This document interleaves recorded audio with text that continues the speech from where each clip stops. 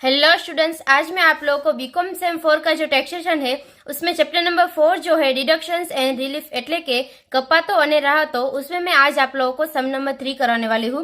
तो यहाँ पे इस सम में ऐसा बोला गया है कि the total gross income of Shri Kalpnath Rai 58 years of the age for the accounting year 2022-23 amount to rupees 6,50,000. Compute the amount of reductions under sections 80C and 80D available from the total gross income. ઠીક છે, એટલે કે તેનું ગુજરાતીમાં અહીં આપેલું છે કે શ્રી કલ્પનાથ રોય 58 વર્ષીયની કુલ ગ્રોસ આવક 3,50,000ની છે। હિસાબીય વર્ષ 2022-23 દરમિયાન તેમની બચત નીચે મુજબ આપેલી છે અને કલમ 80C અને 80D હેઠળ મજરે મળતી ખરેખર કપાતોની ગણતરી કરવાની છે। ઠીક છે, और अभी यहाँ पे फर्स्ट आप लोग को ऐसा दिया गया है कि employees contributions to recognised provident fund, એટલે કે અહીં ગુજરાતી આપેલું છે કે માન્ય પ્રોવિડન્ટ ફંડમાં આપેલું છે કે મૂળ પગારના 15% લેખે કર્મચારીનો ફાળો। ઠીક है, यहाँ पे as the rate 15% of basic salary એટલે કે પગારના 15% છે। ठीक है, उसके बाद सेकंड है यहाँ पे premium paid to his life insurance policy, એટલે કે અહીં ગુજરાતીમાં આપેલું છે કે પબ્લિક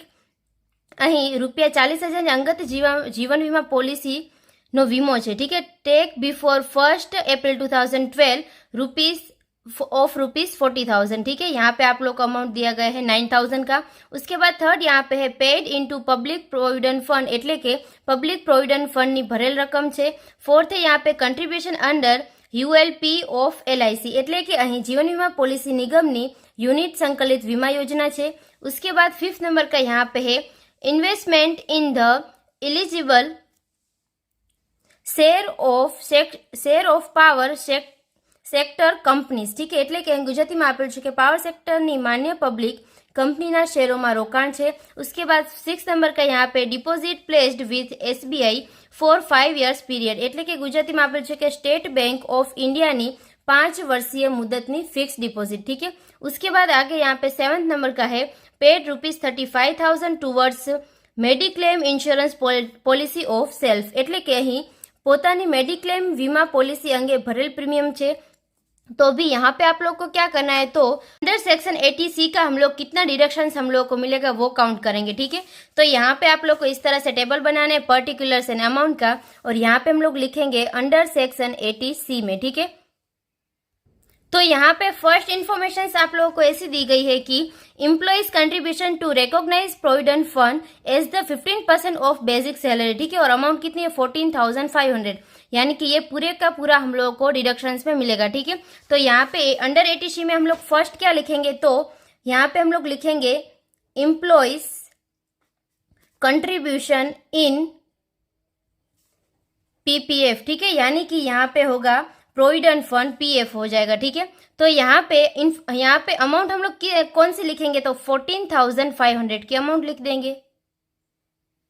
सेकंड नंबर का यहाँ पे आप लोग को ऐसा दिया गया है कि premium paid to his life insurance policy taken before 1 April 2012, और अमाउंट यहाँ पे कितनी है 40,000। ठीक है, और यहाँ पे आप लोग को 9,000 का प्रीमियम दिया गया है। तो इसमें आप लोग को प्रीमियम की अमाउंट कितनी लेनी है, तो ये जो 40,000 है उसके ऊपर हम लोगों को सिर्फ और सिर्फ 20% का डिडक्शंस मिलता है। ठीक है, तो यहाँ पे सेकंड नंबर में हम लोग लिखेंगे कि प्रीमियम पेड टू LIC, ठीक है, लाइफ इंश्योरेंस पॉलिसी। तो अभी यहाँ पे कितना आएगा 40,000 इंटू 20% अगर हम लोग करें, तो यहाँ पे 40,000 इंटू 20%, तो आप लोगों को अमाउंट कितनी मिलेगी 8,000 की अमाउंट मिलेगी। और यहाँ पे तो आप लोगों को 9,000 दिया गया है, तो 9,000 का हम लोगों को डिडक्शंस नहीं मिलेगा, मगर कितना मिलेगा, तो 8,000 का मिलेगा। ठीक है, तो 8,000 आप लोगों को लिखना है। उसके बाद थर्ड नंबर का यहाँ पे आप लोगों को ऐसा दिया गया है कि paid into public provident fund. ठीक है, PPF है यहाँ पे, और अमाउंट है 75,000 की, तो ये पूरा हम लोगों को डिडक्शंस में मिल जाएगा। ठीक है, तो थर्ड नंबर में आप लोगों को लिखना है कि पेड टू PPF, और अमाउंट कितनी आएगी, तो 75,000। उसके बाद आगे यहाँ पे फोर्थ नंबर का आप लोगों को दिया गया है contribution under ULIP of LIC। ठीक है, એટલે કે અહીં ગુજરાતીમાં આપેલું છે કે જીવન વીમા નિગમની યુનિટ સંકલિત વીમા યોजना છે, તેમાં ફાળો આપેલો છે 12,000। ठीक है, यहाँ पे 12,000 की अमाउंट दी गई है। तो यहाँ पे ये जो 12,000 की है वो पूरे की पूरी हम लोग को अंडर 80C में डिडक्शंस में मिलेगी। ठीक है, तो यहाँ पे आप लोग को लिखना होगा फोर्थ नंबर में ULIP ऑफ LIC, ठीक है, और अमाउंट कितनी आएगी तो 12,000 की अमाउंट आ जाएगी। उसके बाद 5th नंबर का यहाँ पे आप लोगों को दिया गया है कि investment in the eligible shares of power sector company, એટલે કે અહીં ગુજરાતીમાં આપેલું છે કે પાવર સેક્ટરની માન્ય પબ્લિક કંપનીના શેરોમાં રોકાણ, ठीक है, और अमाउंट है यहाँ पे 23,000, यानी कि यहाँ पे एलिजिबल है इसीलिए हम लोगों को डिडक्शंस पूरा मिल जाएगा, ठीक है। तो 23,000 का वो भी अंडर ATC में डिडक्शंस मिलेगा। तो यहाँ पे आप लोगों को लिखना होगा कि इन्वेस्टमेंट इन यहाँ पे हो जाएगा eligible shares of power sector company, ठीक है, और अमाउंट कितनी आएगी यहाँ पे 23,000 की। उसके बाद आगे यहाँ पे 6 नंबर में ऐसा बोला गया है कि डिपोजिट प्लेस्ड विथ SBI और फॉर 5 years पीरियड, ठीक है, એટલે કે ગુજરાતીમાં આપેલું છે કે સ્ટેટ બેંક ઓફ ઇન્ડિયાની 5 વર્ષીય મુદતની ફિક્સ ડિપોઝિટમાં જમા કરાવેલ રકમ, ठीक है, और अमाउंट है यहाँ पे 16,000 की। तो ये FD जो है वो पूरे हम लोगों को डिडक्शंस में मिल जाएगी, ठीक है। तो यहाँ पे 6 नंबर में हम लोग लिख देंगे FD इन SBI, ठीक है, એટલે કે SBI में करावेल फिक्स डिपॉजिट, और अमाउंट यहाँ पे कितनी आएगी तो 16,000 की अमाउंट आ जाएगी।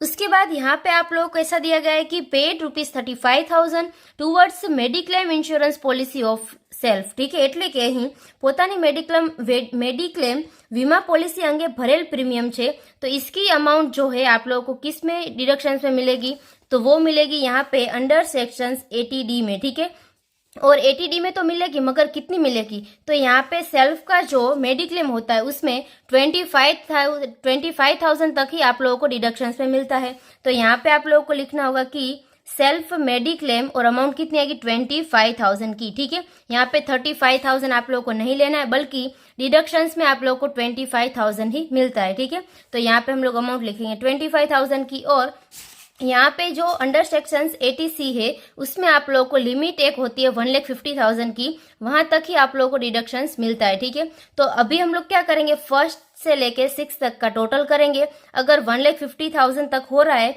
तो वो हम लोग को फुली डिडक्शन मिलेगा, अगर 1,50,000 से अबव है तो वो हम लोग को उतना ज्यादा डिडक्शंस नहीं मिलेगा, मगर लिमिट कितनी है तो 1,50,000 तक ही है, ठीक है। तो यहाँ पे फर्स्ट है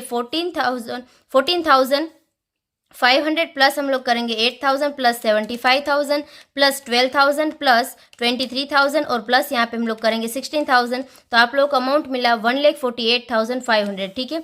तो वो हम लोग यहाँ पे लिख देंगे 1,48,500, ये हम लोगों को डिडक्शंस मिलेगा इतना। अगर ये अमाउंट 1,50,000 से अबोव होती तो यहाँ पे लिमिट हम लोग को कितनी डिडक्शंस में मिलती तो 1,50,000, ठीक है। और उसके बाद यहाँ पे अंडर सेक्शन 80E में कितना आएगा तो उसमें 20,000 आएगा। तो यहाँ पे फाइनल टोटल डिडक्शंस हम लोग को कितना मिलेगा वो हम लोग निकालेंगे, ठीक है।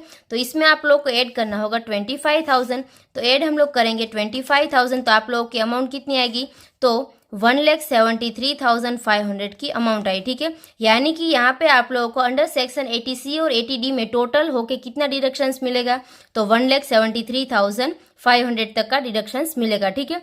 तो इस तरह से जब भी आप लोगों को एग्जाम में सम पूछा जाए तो यहाँ पे इस तरह से आप लोगों को डिस्ट्रीब्यूट करना होगा, ठीक है, कौन से डिडक्शंस यहाँ पे हम लोग को मिलेंगे और लिमिट कितनी है, ठीक है। यहाँ पे 80C में हम लोग को लिमिट होती है 1,50,000 की, वो आप लोगों को याद रखना है, ठीक है। फॉर एग्जांपल यहाँ पे 1,55,000 आए तो पूरे का पूरा आप लोग को डिडक्शंस में नहीं मिलेगा बल्कि कितना मिलेगा तो 1,50,000, ठीक है। और यहाँ पे इस तरह से आप लोगों को मेडिक्लेम का जो भी इंश्योरेंस होता है वो आप इंश्योरेंस की पॉलिसी जो होती है वो आप लोगों को 80D में डिडक्शंस में मिलती है, ठीक है। तो जब भी एग्जाम में सम पूछा जाए तो आप लोगों को इस तरह से सोल्व करना होगा। तो यहाँ पे ये जो सम नंबर 3 था वो कंप्लीट होता है। I hope you understand and thank you all.